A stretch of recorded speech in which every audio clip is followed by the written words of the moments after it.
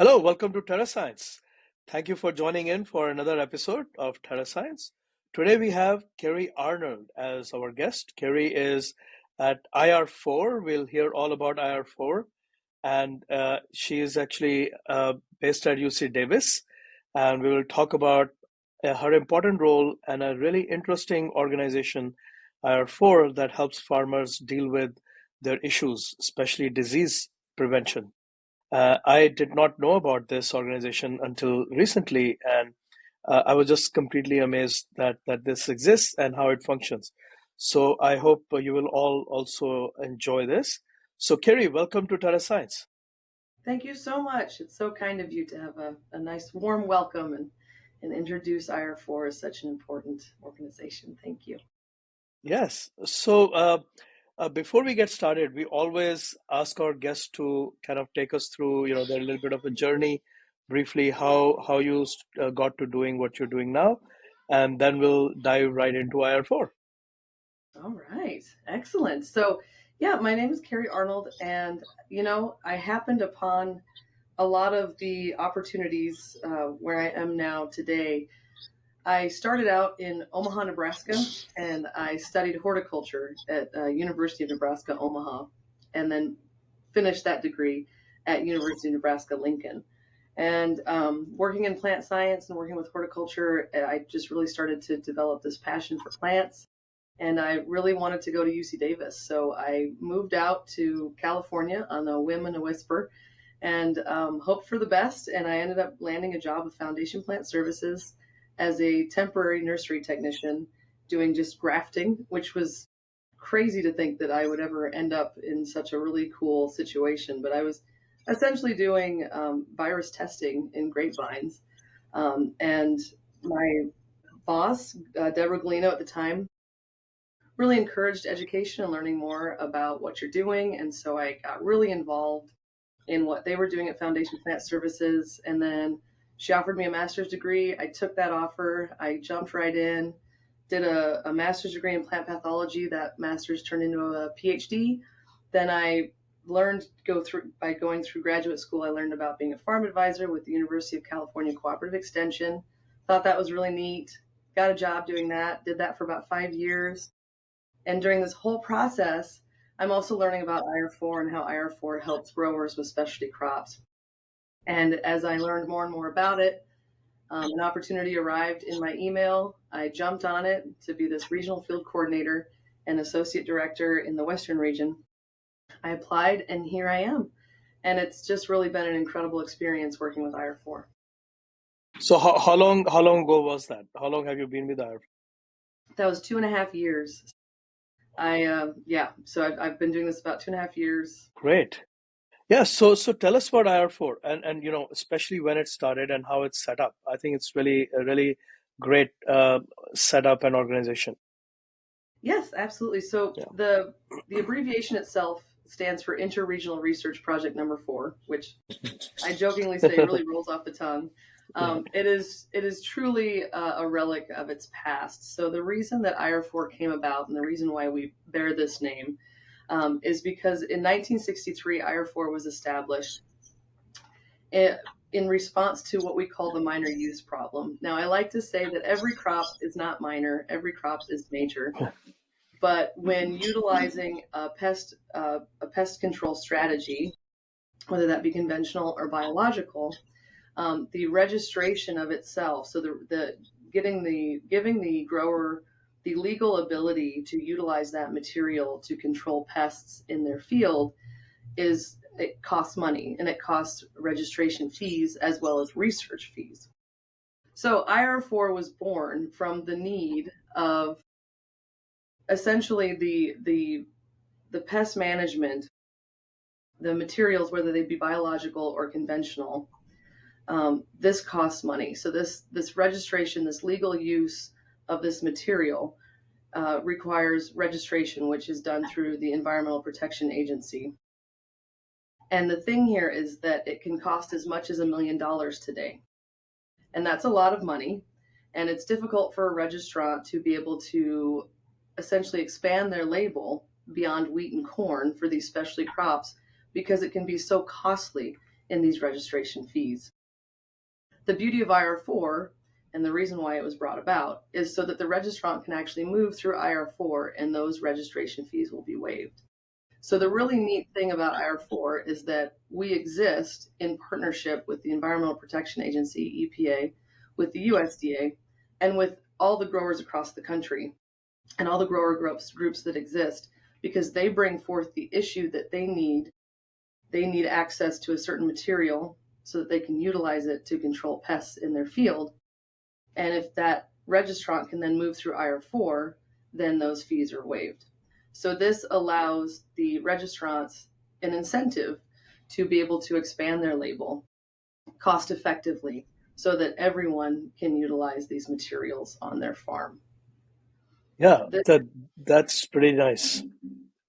Yeah, especially for product manufacturers who have really good products that can help with disease control for the growers, but the cost of registration is so high, they will never recover their income, their expense in income.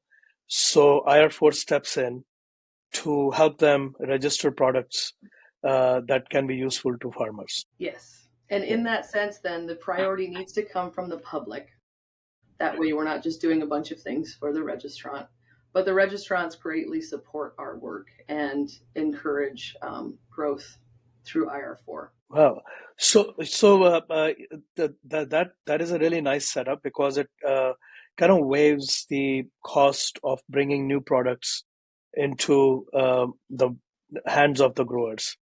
But of course, like you just briefly mentioned, now the challenge is how do you select which product should get this preference? So that is a great question. Yeah. We do priority setting calls. We work with state liaison representatives. We work with commodity liaison committee members.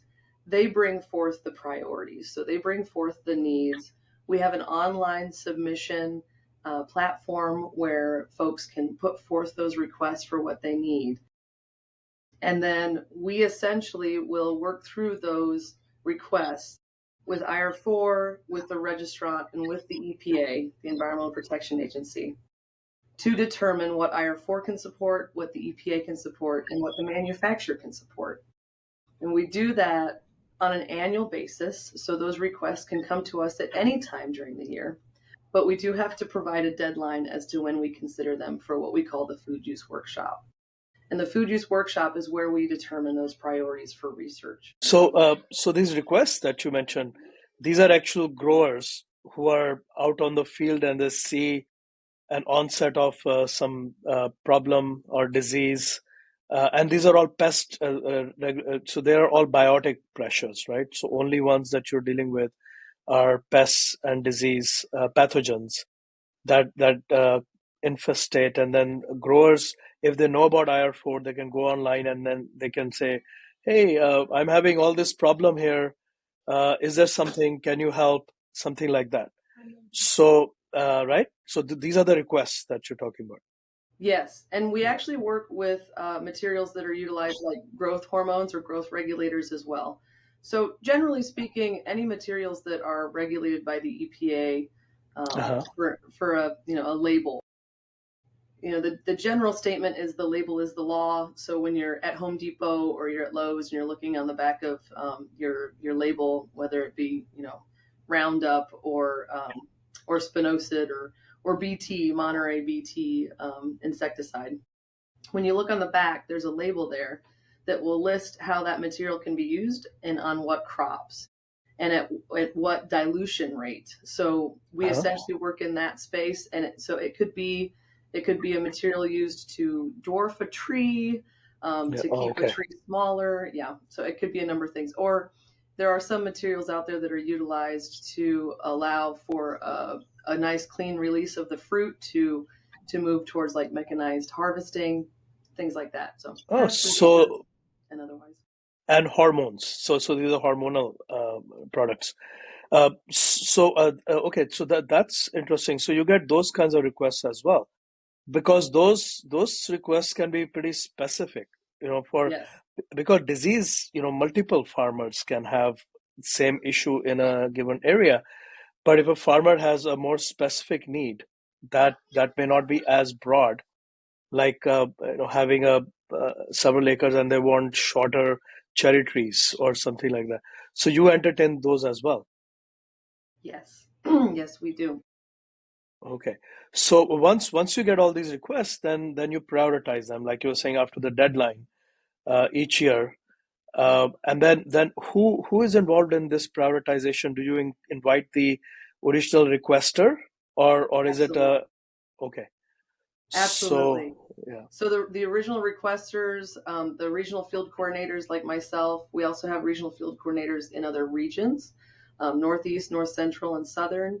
They are there, they are present. Our study directors, our registration folks, EPA is present. We have a few Oh, okay. contacts from the EPA, and then a number of registrants, a number of the liaisons related to the registrants that they represent, in large part because sometimes everyone hasn't quite figured out um, whether or not if this use pattern or if this request can be supported through registration. So a really good example at the food use workshop a few years ago, we learned one of the fungicides that we were requesting for use on a crop is actually present in paint. And so since that, and we learned that from the EPA, that was very interesting to see and understand and discuss because I realized very quickly, that is what we call a risk cup. So the risk cup had been filled, and that discussion occurred at the food use workshop where we found out, oh, so this material could never move forward for this request because our exposure to that material is always already at its limit. So Hmm. that went away. And sometimes those conversations happen at the food use workshop. So then we learn very quickly whether or not it can move through. And then we have a whole bunch of other requests that we can pull from. Well, that's actually an interesting point because one thing that comes to mind when you describe that it's present in a fungicide, present in the paint. So we are already pre-exposed to it so much that that product, any other product containing it, will exceed it, so that cannot move forward. But Exactly. what comes to mind is, that's one of the things that we know about.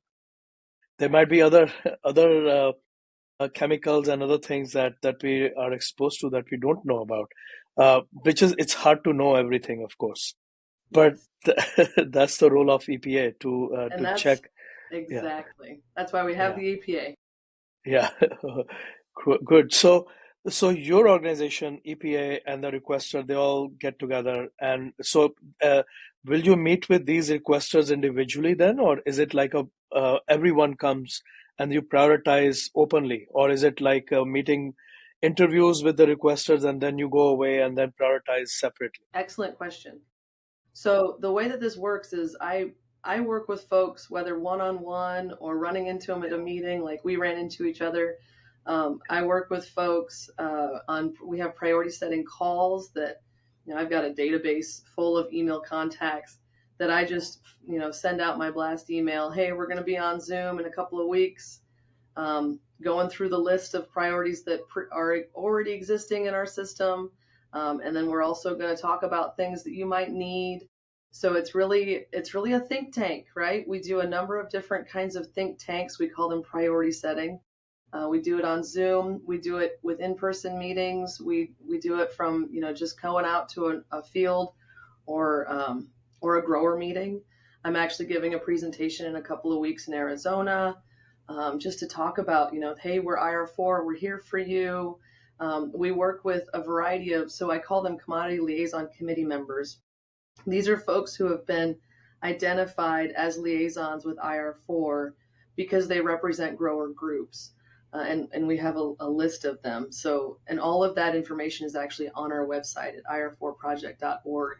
You can actually find a lot of information on that. And then we have state liaison representatives who are typically folks at universities or some sort of academic position. They don't have to be, but they usually are.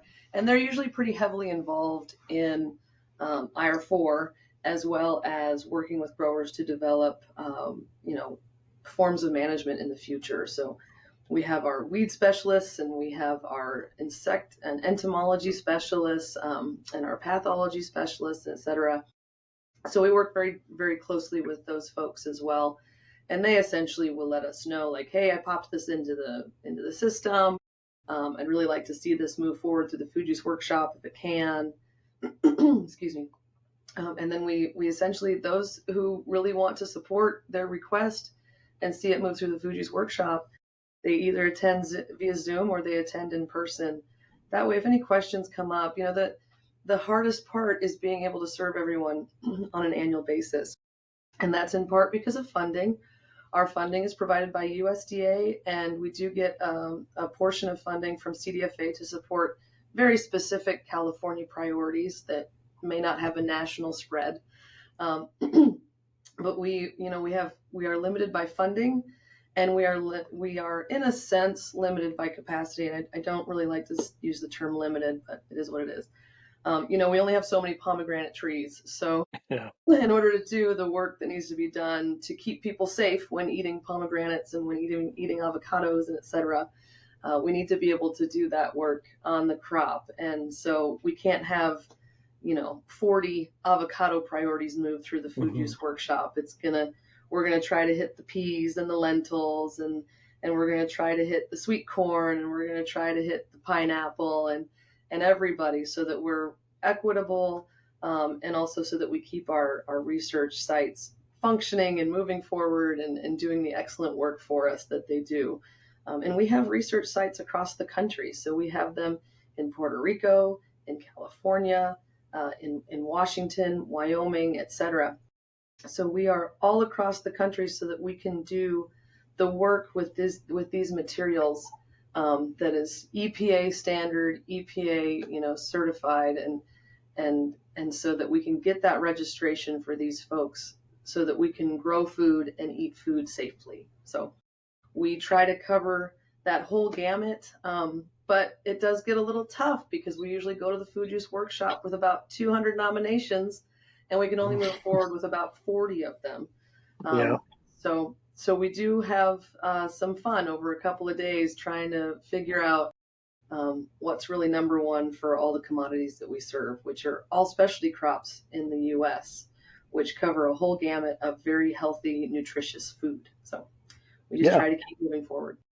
Well, for 40 is still quite a bit to do in 1 year. But the next thing is your research sites, which is also very interesting. So these research sites are collaborations with universities or other, uh, um, I would guess, are they private research sites as well? Yeah. Yes, so we our research sites are typically land grant university associated in some way, but we also work with contract researchers. We work with USDA agricultural research stations. So we have researchers across the country, and we have researchers in, I would say, every state. So I can't speak specifically to the other regions because I work in the western regions. So I work predominantly from Alaska to Colorado to Hawaii. But yeah, we have essentially researchers who are, we call them GLP certified, or good laboratory practices certified. We have them go through training that teaches them how to do the residue work that we need done for EPA registration. And that again relates back to human health, human safety, risk cup, establishing tolerances. So this work has to be highly scrutinized, and you have to be able to repeat it and get the same results 20, 30 years from now. So the idea Yeah. is that it's standardized. We have a protocol for every study, and that really allows us, the ability to go back and stand behind that data for Yeah. years and years to come, because we're Yeah. talking about human safety, right? hmm Food safety. Yeah, and just to elaborate a little bit more on that, the residue that you're talking about are pesticide residues, and they can be really trace amounts. So, and so are there, then you have to send those samples to probably certified laboratories Yes. where, right? So they have to be done in a standardized way to quantify the trace amounts. And if they're above, that means they're not degrading or they're not disseminating into the system, then that product cannot move forward. right? So here's the thing. Or So this is yeah, actually I appreciate your perspective on kind of thinking about how would you think about this. So what we're actually doing, so we do have a chemistry labs, and we work directly yeah, with chemistry labs. We are very fortunate to have a chemistry lab here at UC yeah, Davis in the Western region, which allows me to have a little bit more base knowledge in yeah. what we're doing, which is great because I like to understand the things I talk about. So what's actually happening is the grower or the commodity committee, the liaison committee member, or whomever, will put forth a request to us, right? And what they're asking for is what's on the label and what's the legal use. So it's the use pattern, the crop, and the active ingredients, so the material, whether that be biological or conventional. And what's going to happen now is once it's prioritized and pushed through the food use workshop, we will identify the research stations that will do the field work. We also identify the research stations that will do the chemistry work. And the idea here is simply this. We're going to do that use pattern. We're going to essentially replicate that use pattern in sort of its worst case scenario. The registrant we work with the registrant, we work with IR-4, we work with the EPA, but we essentially develop a protocol with the registrant determining sort of that worst case scenario. So the closest pre-harvest interval that they would want to utilize for their label, that could be 14 days pre-harvest interval, meant pre-harvest interval. And what we're doing is we're really trying to figure out what are the residues that remain on that fruit or on that crop given that use pattern. And then that is compared back to the what is allowed and what is safe for consumption given where that material might be used in other crops or in other uses like paint, etc. Okay. So the thing is, we're actually, what it's called is establishing the tolerance on the crop. So we're literally finding out, given this use pattern that's been requested, what is the remaining residue on that fruit? And then the EPA can look at that data and say whether or not they can support and register that use pattern. If it Okay. exceeds a tolerance, if it exceeds a use, if it exceeds a safety limit, it's out. It never makes Yeah. it through. The vast majority, so as I understand it, as I'm told by the chemistry folks, the vast majority of the pesticides and plant protection materials used today rarely leave a detectable residue. There are a handful of them that do, and so we just keep doing this to make sure that these use patterns are safe, and so that we can stand behind the consumption of this food, right? But generally speaking, there are a number of materials that don't leave a residue. So even in that sense, and we are looking at the teeniest, tiniest Hmm. molecules that are out there Yeah. and quantifying them at an extremely low amount. So when I say untraceable or undetectable, I mean, I feel okay. I feel safe Yeah. eating my food, knowing that. Yeah. So it really is based on, so it's based on that use pattern and what is detected, and then it's determined whether or not that is something that can move forward to establish a tolerance. Okay. And really IR-4's main purpose is to expand a label. So what that means is, the toxicology work, the environmental fate, pollinator data type things, all of this information has been developed previously by the registrant, and we've confirmed with the registrant that they have the data that the EPA will require beyond the residue work and the efficacy and crop safety work that we do. And so this is really intended. The idea is this material is labeled for wheat. It would be really nice if we could use it on such and such, whether it be Hmm. cherries or pineapples or whatever. So the use pattern has already been developed most of the time, and we are expanding that then to another crop. Once in a while, we also do a number of changes in the use pattern, so a shorter pre-harvest interval or that sort of thing.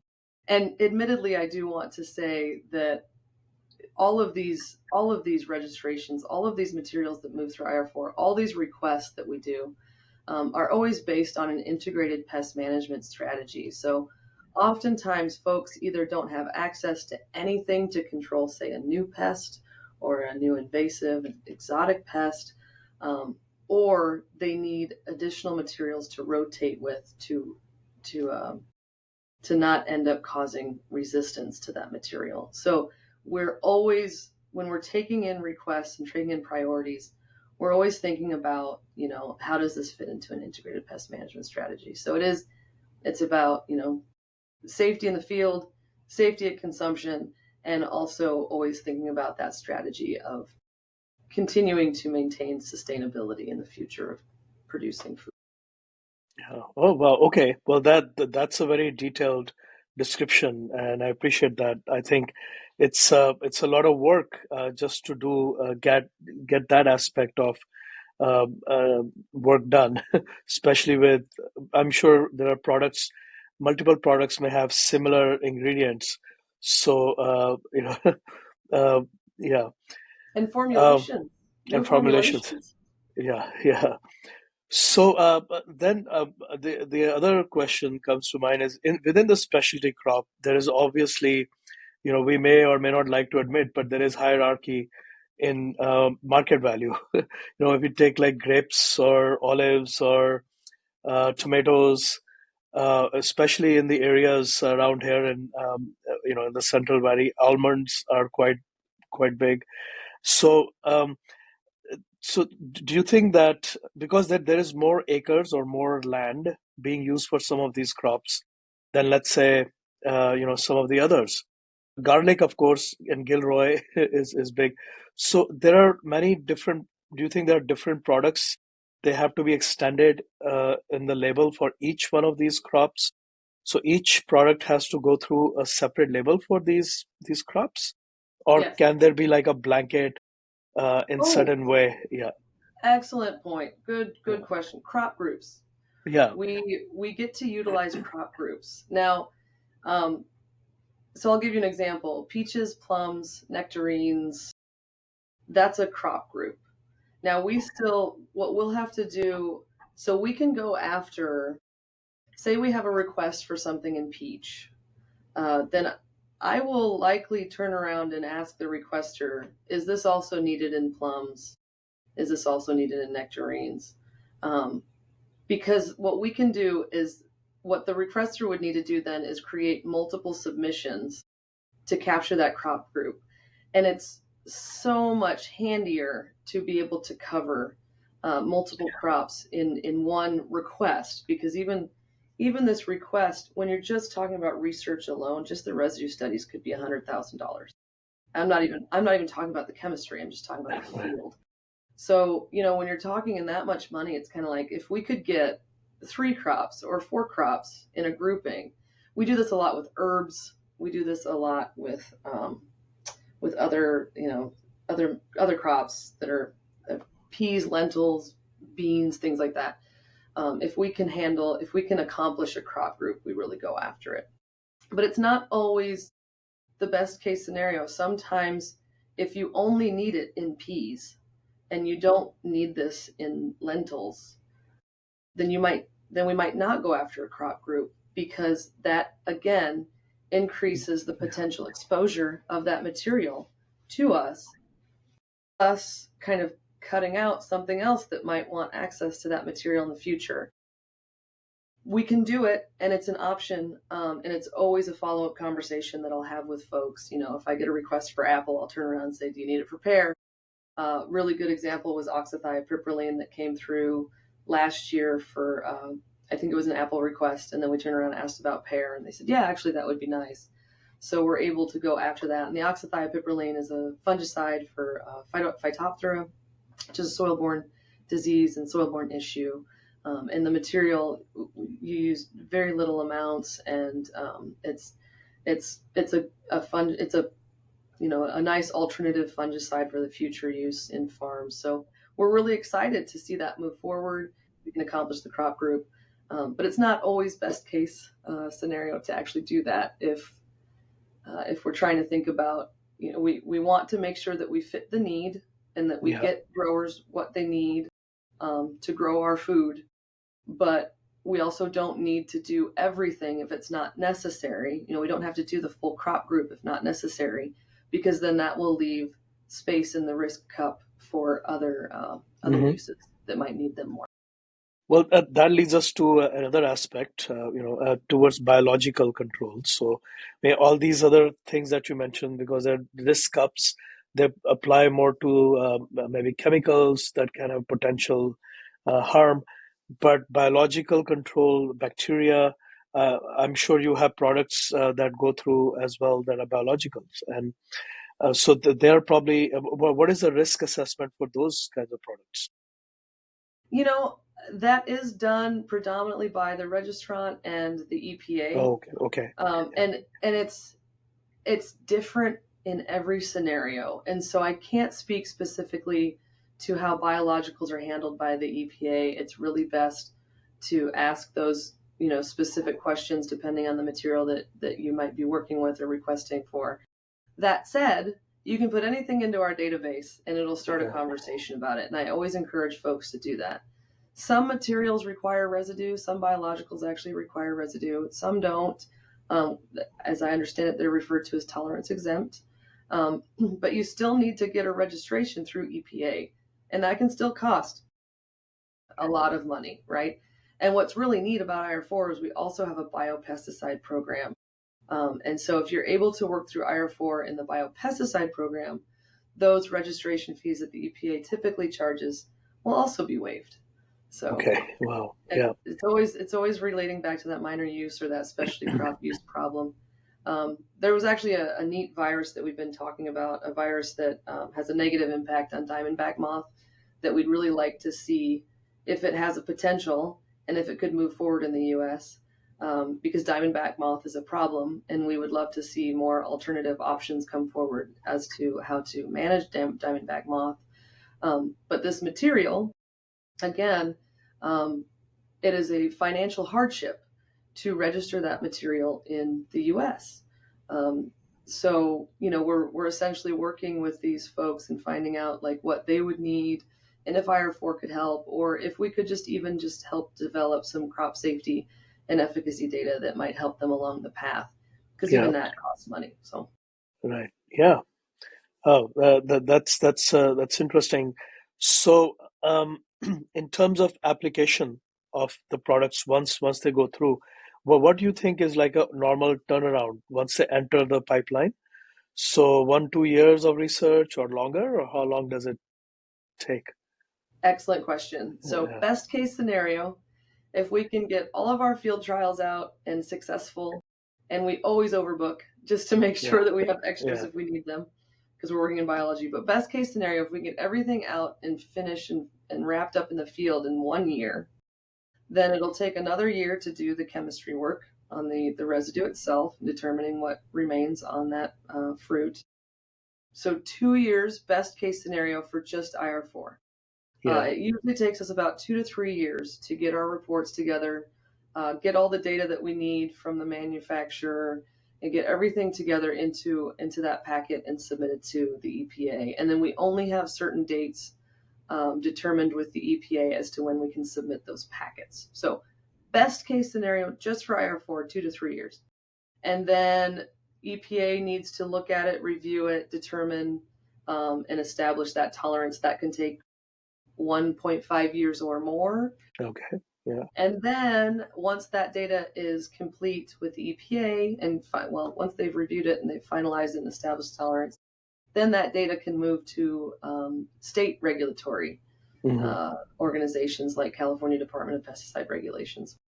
And that could take 6 months to a year. So you're usually looking at about 5 to 6 Yeah. years, best case scenario, Wow. which is a little frustrating. What's cool about IR-4 is, we're USDA funded, so we're open book. You can have Yeah. access to anything you need.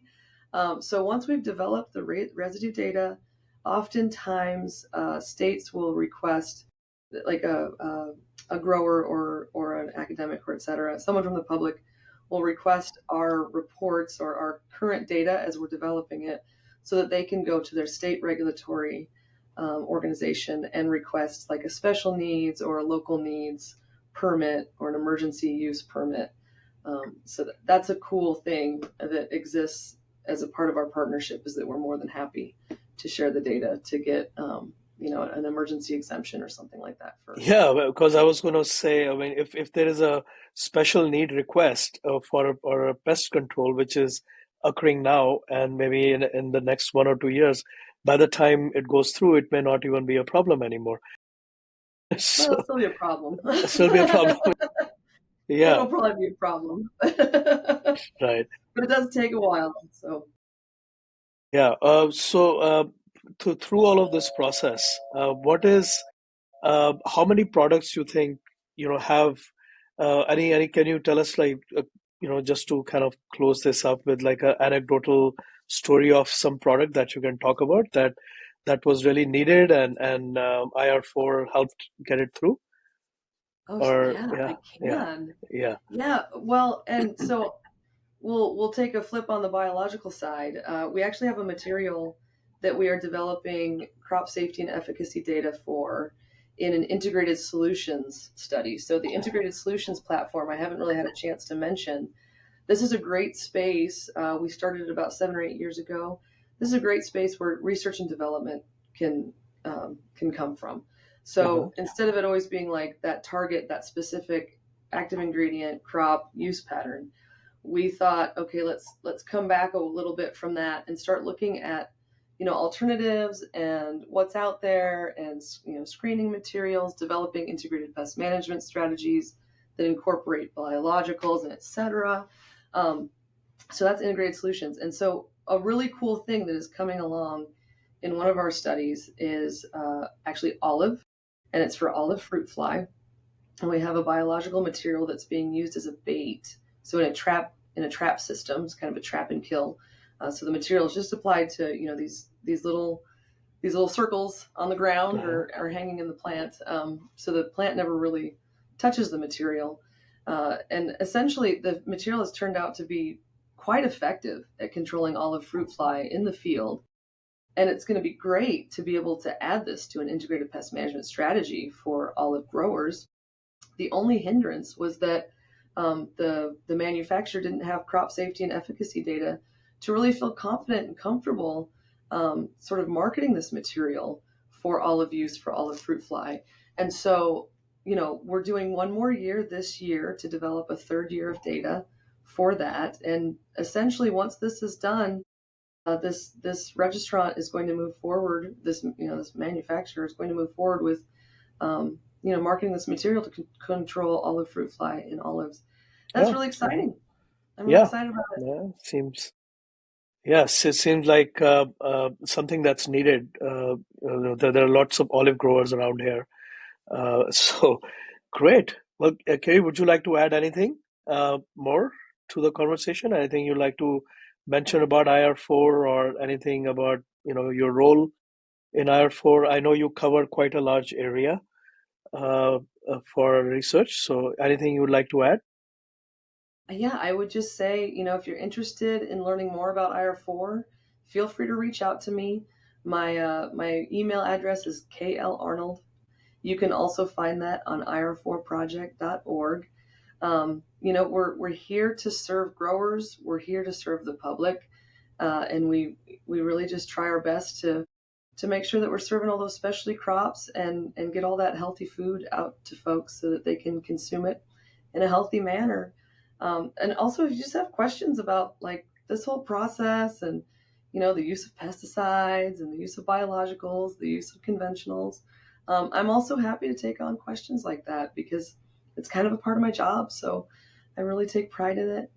Um, yeah, I'm not sure what else to say. Just hit me up, send me an email. Let's talk. Yeah, well, I will add. I think you are really excellent in outreach and community, speaking. So we've had you over for giving a talk. Also, we are starting a community-based education program. So we'll have you out here for another talk.